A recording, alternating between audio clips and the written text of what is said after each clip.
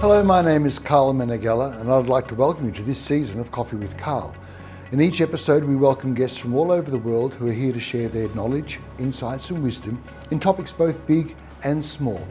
Hopefully every episode will also have some tips, tools and takeaways that you can use to further your personal and your professional growth. So thank you very much for joining me in Coffee with Karl. Thank you.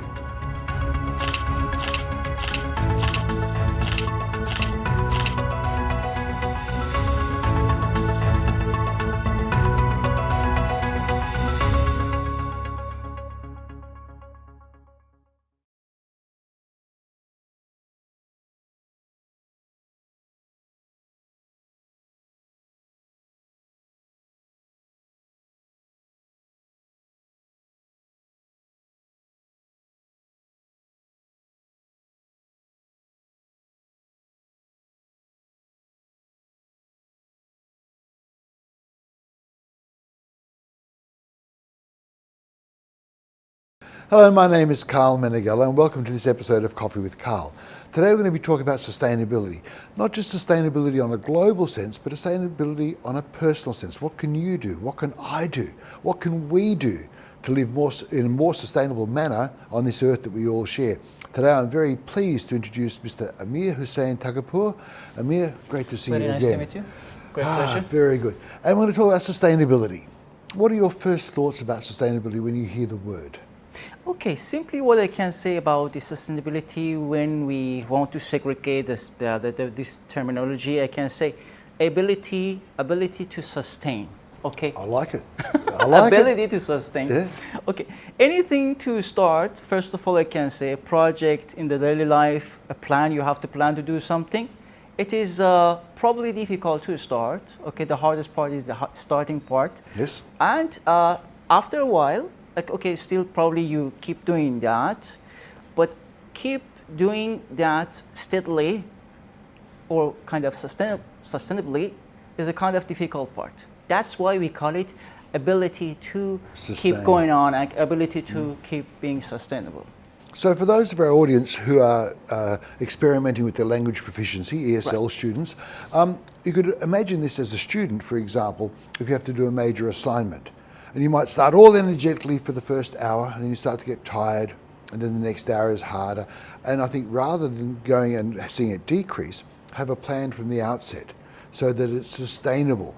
So you say, my assignment is due here, I am here, I'm going to do this amount of work each day, so that at the end of it, you're ready, rather than waiting until the very end and then you have to cram it in, which is a word we use when you have to put everything into a short period of time. And it doesn't work, you become exhausted. So sustainability is talking about planning in particular. Definitely. Okay, what else for sustainability? All right, what I can say, we have to come up with the ingredients of sustainability. I like that, the ingredients. The ingredients. Okay. Let's say we want to cook the sustainability for any projects, okay? One of the ingredients is patience, I can say. So you may start a project, you may start to have to do something, but if you're not patient, definitely you won't expect to be sustainable and keep doing that. So patience is important. Having enough knowledge of what you want to do. Okay, as I kind of also probably explained earlier, that you must have enough observation, then evaluation of your observation. This is kind of a circle. After that, examining that, test that, then you find the bugs in the system, then remove the bugs or rectify the risks. After that, coming up with adjusted plan to keep doing again and over again. And hence that over and over again, that's sustainability. Sustainability, so you can keep exactly. on going. Almost a perpetual motion, not quite. Exactly. All the scientists will ring in and say, no, it doesn't exist.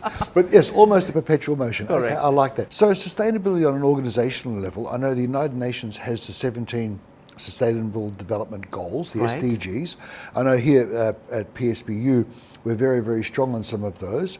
Things like no poverty. PSBU has 100% scholarships. I think that's a wonderful initiative where they get to invite students, especially marginalised students from remote areas. SDG 4 is about quality education. And these are critical. Around the world, there are 300 million girls and women who cannot get access to education, whether it's through economics, through religion, whatever reason. 300 million. That's quite a big number. It's huge terrible, number. Isn't it? It's terrible. But there are also some of the SDGs relate more to industry, for example, becoming cleaner in our industry, in our work, the way we work, the way we operate. You talked earlier about AI, our need to actually re-educate ourselves to make our work more sustainable, That's right. our careers more sustainable. Correct. Would you like to elaborate on any of those that are close to your heart? All right. Speaking of sustainability in the work, I can say, let's go to make it simple. What I can say, because when we want to have sustainability in organization, in university, and so on, start with human resources. It seems so logical, but you're right. Yes. Isn't it? So, human resources, we want to kind of implement a project, either in terms in the scale of a company, organization, university, and so on. And as you mentioned, for 17 items of like SDGs. Yes. So we need a team of the people. So we need a couple of human resources. So let's put it in the context of a university then. Let's say the university wants to develop a new course, like a new bachelor, so a bachelor in business, for example.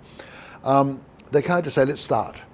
They need to have a team. They need to, what then? What's the next step? They have their people together, hopefully people that are qualified in the various areas. So if it's a Bachelor of Education or a Bachelor of Business, curriculum design, assessment, teaching and learning, pedagogy, all that sort of stuff. Right.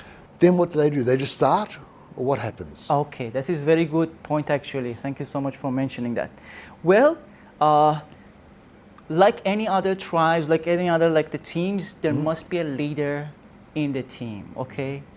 I don't mention one or two leaders, but at least there must be someone who leads the team. Someone driving. Someone driving, exactly. Then, not just get into the job and starting that. Before that, there must be some understanding, common understanding. They must have some intersection of mutual understanding of what they're going to do. I like your phrasing, intersection of mutual understanding. So for those of you who are thinking about doing things in management, as an example, or in administration, or in leadership, here's a really good takeaway, is you need to be able to communicate. You need to be able to share the vision so that your team has this intersection. What was it? The intersection of mutual understanding of the projects that they want to do. That would be your job as a leader. Okay, all right, so let's assume the leader, he or she has got that. They've got the team buzzing. They understand the direction. They know they're going over that way. What's next? Okay, perfect. So at the beginning, probably, and also this process of sustainability in anything is taking time. Okay. Hence your word about patience. So time and timeline, and also as I mentioned, patience is very important for the leader and the other team members if they want to keep these projects or plans sustainable. So after they get coming up with mutual understanding, the more understanding during the time being that they have, the better it is actually for the team. After that, it's a matter of education. The leader usually probably most of the times knows much more than the other team members. The leader is responsible to reduce, to mitigate the risks by training the other team members. Okay, so it's a matter of education and HR and training as well. Which is why you talk about patience, which a lot of our young audience find very hard to master. And I know, and this is going to make me sound like an old grumpy man, which I am. I'm a grumpy old man. But in my day, we had different foundations. Right. And I know we talked earlier before this, but foundations, the family was a very strong foundation. Correct. Our friends were a very strong foundation. And I'd argue today that we don't have friends in the same sense of the olden days. Our work was a strong foundation, and things took time. The world was slower, and so I think as a matter of necessity, we had more patience. True. Now I think we want it now. I want to get onto my phone, there's the answer. And it may not be the best answer. It's an answer, now we can move on. And I think that's a hazard sometimes. I think we need to actually be patient, and like you talked, I know you come from an engineering background, so project management as well. We need to be able to say, okay, it's not going to all happen tomorrow. It's going to take some time. And what is our pathway to get to here successfully? Right. So there's going to be sustainability in the project, but then you have sustainability in the product at the end. That's right. Right. So it's two aspects. How do we sustain the team? And then how do we make it so the product at the end of it is in of itself sustainable? That is a very good point that you're mentioning now, especially nowadays. Now we are in 2025. The kind of the advancement of technology, and day by day or year by year, we're kind of in confronting that. We're kind of facing these. This is an obstacle for sustainability, I can say. Although it has some good points, and also, but this one is like an obstacle for the new generations, because the new generations, they are not like old people. Yeah. No, like I can say this is a kind of a benefit of like the previous generations. I don't say old, but previous generations, they had like a strong foundation that was like a column. There's a strong columns for any base of like the family, yes. The family relationship, friendship, and also the company and the business relationship. Could we look at friendship for a second? Because I know that's going to relate with our audience. Right. If you and I play chess online, it'll literally be me on an app or a phone or a computer, and you, wherever you are in the world, back in Iran, for example, and we play. And because it's online, it's just play the moves. But if we play together, the chessboard's here, right. I'm sure it's going to be deeper. We're going to be able to talk, make comments, while we're still contemplating moves. That's already, to me, a deeper game. Exactly. Right? It's a matter of depths in the feeling that right. we have. I would argue that today many people say, I have many friends. But if they actually look at what a friend is, I think we'd find that we probably only have 4 or 5, maybe 6, 7, 8. If we're very, very lucky and work hard, maybe 10. But the hundreds of people that we know, they're not friends. There might be colleagues, there might be people that we study with, like at university, your classmates.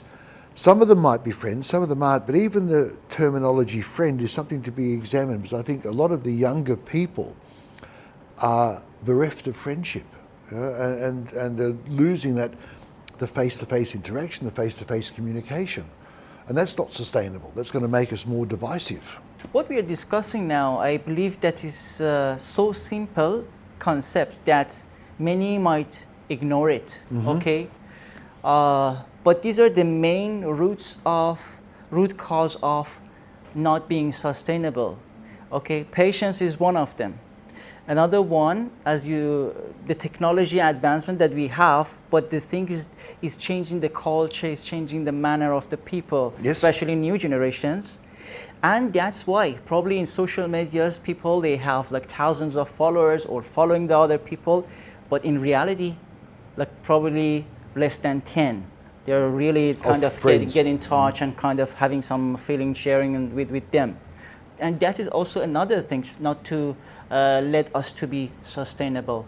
Okay, it's a kind of lifestyle when it's changed or affected by the technology and the fastness and the speed of like changing. That's also another thing. But this is also not only the responsibility of the leaders, but also the other team members. They must also feel responsible towards the leader, to having like some contribution and to be trying, at least having some efforts, yes, to keep working on like the sustainability. We actually have a team here, which you cannot see, but we have a team behind us of camera people, of lighting technicians, producers, and they're actually a team together, and it's probably one time when they actually come together. They're actually working together for a shared goal, and know the output of this goal is one episode. I think what you're saying, and I want to pull that thread a bit, is we're becoming more individual, and we're becoming more separate. Individualism is a kind of right, and it has, there's pros. It's good to be self-aware, self-made, but we are part of a world we share. We're part of a community, and there's a phrase, Ubuntu, which is like a software, but the phrase comes from Africa, Ubuntu or Ubuntu, which means I am because of we, that sense of the community. So I am because of we. And I think we're losing that. Definitely. I think we're losing that. And so then things, if we're all if we're in different factions and we're divided, how do we become a sustainable entity? I can't say. That's $1 million question. It is. That is so tough, actually. Especially, it's getting more and more difficult. It's a matter of trust. Trust and sacrificing. Where do we this find kind of feeling of sacrifice? As you said, okay, I do for, as I said, there was like a cartoon when we were kind of younger, one for all for one. Yes, yes. Okay? Yeah. The Three Musketeers. This is a culture, one for all for one. It should be rooted in deeply to the culture and the behavior of all team members. And yet, like with everything, there's pros and cons.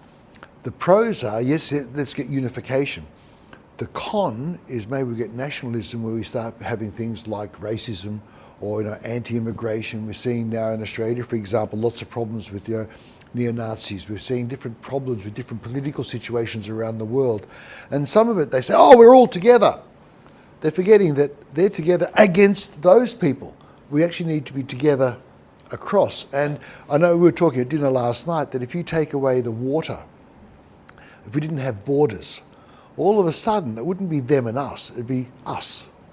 If you could walk, if I could walk from here to Iran, for example, it wouldn't be this sense of it being so different. It's just part of us.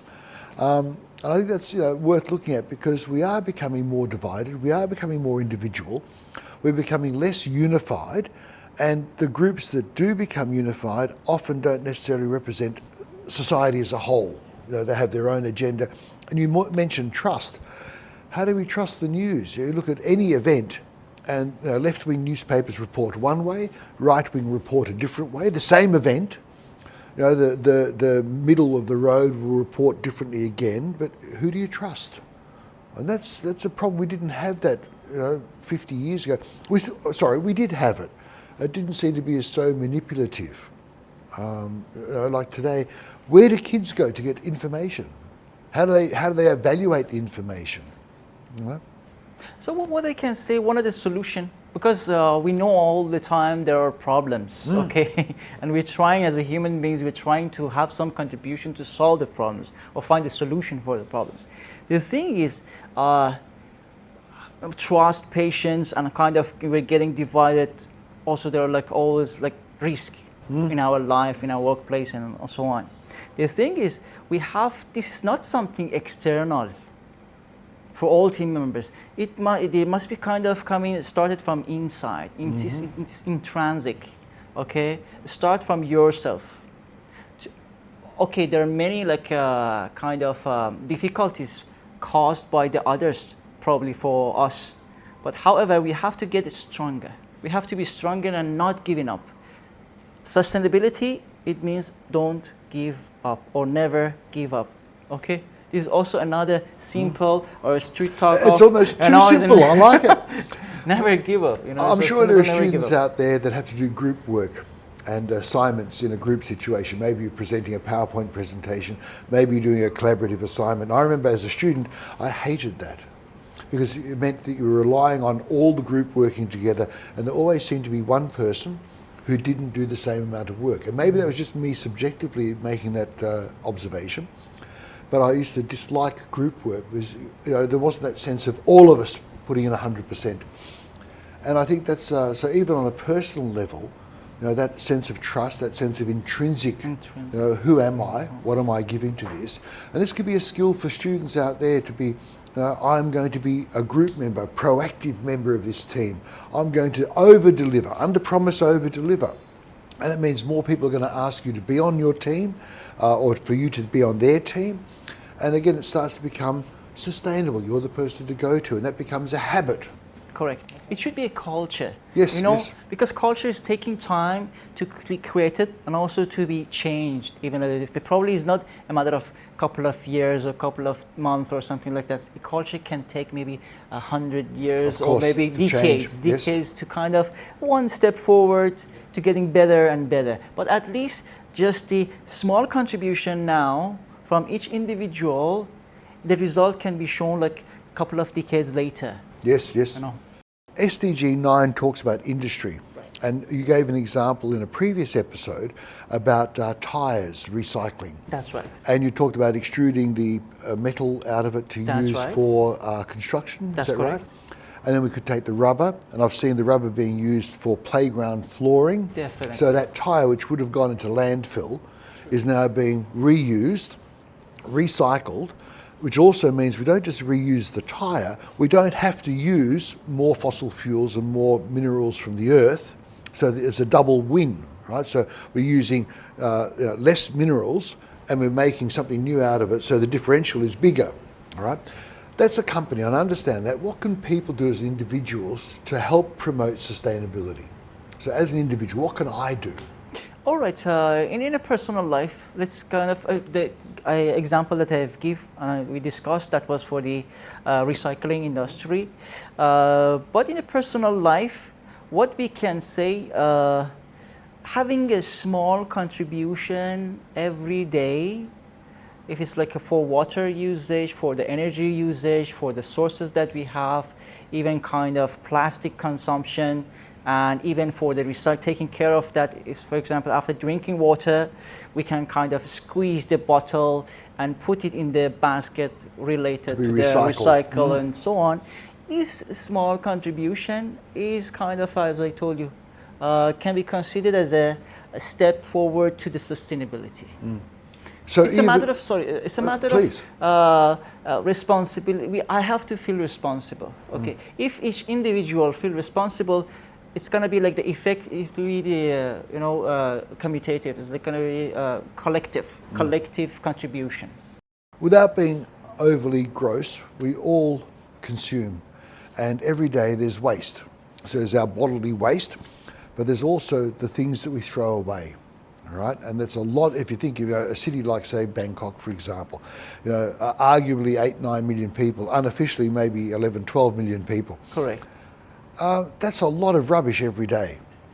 And so I think if you multiply the what can I do by that 8 million, that's significant. If I choose to have my water without that plastic straw and drink it like that, that's one less straw. And you think, one less straw, that's nothing. But if everyone in this room does that, that could be 10 less straws. Correct. If the university does it, that becomes 2,000 less straws today. And then you have tomorrow and the next day. So if it's 2,000 less plastic straws today, and for those of you out there, we're talking about the straw you put in to drink through, not a pen. But if that's 2,000 less straws today, that's 10,000 less straws this week. That's 40,000 less straws a month. That's 500,000 less straws a year. That's phenomenal. We're talking, like change. And so you're right. I think individually, you can do something, I can do something, and we can do something.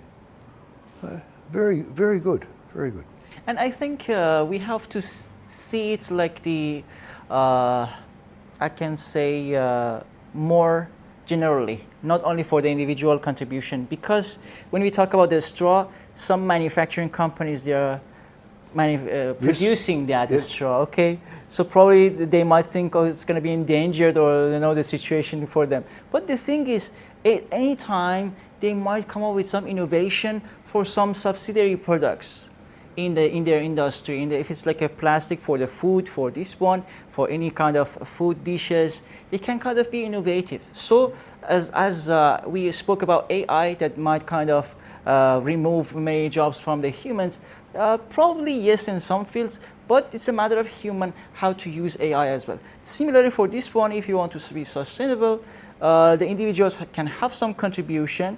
At least even if they use the straw, they can kind of after that recycle it in a kind of deposit it in a better way. Yes. So that the recycling manufacturing for the plastic sector, they can kind of easier to do their job for the recycling. Rather than going process. into the clongs and into the Rather sewage. than the landfills to kind of, Can we go back to your straw manufacturing company? Right. So maybe it means the company, if it's not going to go the way of the dinosaur, because it's either, produce or perish, if it's going to survive, they could look at then biodegradable straws. No, some people do paper straws, That's cardboard correct. straws. I agree. Some people don't like it because they become soggy. Correct. Well, that's a challenge then for industry to say, let's make a straw that can withstand, that time drinking, that's biodegradable, or a whole new market. And I remember one time being given a present of a stainless steel straw and stainless steel chopsticks in a little container to say, you don't need to buy a straw, you don't need to take your straw anymore. I need to remember to take it with me when I travel, Can I mention one of the difficulties or the obstacles the manufacturers they might feel or think if they see or if they face the changes like this? Okay. Yes. Okay. This is kind of a contribution towards sustainability if they go for the bio products and so Yes. on. Okay. But how about the market? They have to see the market, who is going to use that. If there is any tendency in the market to use this kind of bioproduct, it looks green, it looks good, okay? It's kind of pro-environment, but they have to see their market. Another problem or obstacle for the manufacturers is the budget or risk investment, okay? Basically, they have some budgets, they have some profits every year, and they keep it for probably expanding or the other cost or the expenses that they have. And they need sometimes for the like a loan or the budget from the government sector, private sector, and probably public sectors. That is also an obstacle to getting updated, upgraded, and so on. That's why usually the manufacturers they're okay with what they have, okay, what they're doing. I'm often critical of the youth, right? But I know that Gen Z, for example, the new generations are actually more aware than my generation was, baby boomers. They're more aware. And a lot of them now are even looking at companies like, where does this company stand as far as sustainability? Where does this company stand as far as social good? Community service, and they're actually applying to companies which they believe are doing social good, that are reducing carbon footprints, are becoming more proactive in recycling. I think that's a testament to one of the good parts about the youth, is they're becoming more discerning about those issues. So while I'm often very critical, I also praise that, because I think my generation, we didn't have the population, so it was less impact, but we didn't seem to care as much about the recycling and the reusing, the re-gifting of things. So I think there's a lot there. We're running out of time. Amir, again, this has been a real pleasure. Great pleasure. I hope our friendship is sustainable, which means we both need to work on it. We both need to... Thanks for having me. Thank you very much for joining us for this episode of Coffee with Karl. I look forward to seeing you next time. Thank you. I'd like to thank you for joining me in this episode of Coffee with Karl. Hopefully the episode was a benefit in your personal and professional growth, and the tips, tools and takeaways will further help you. Thank you.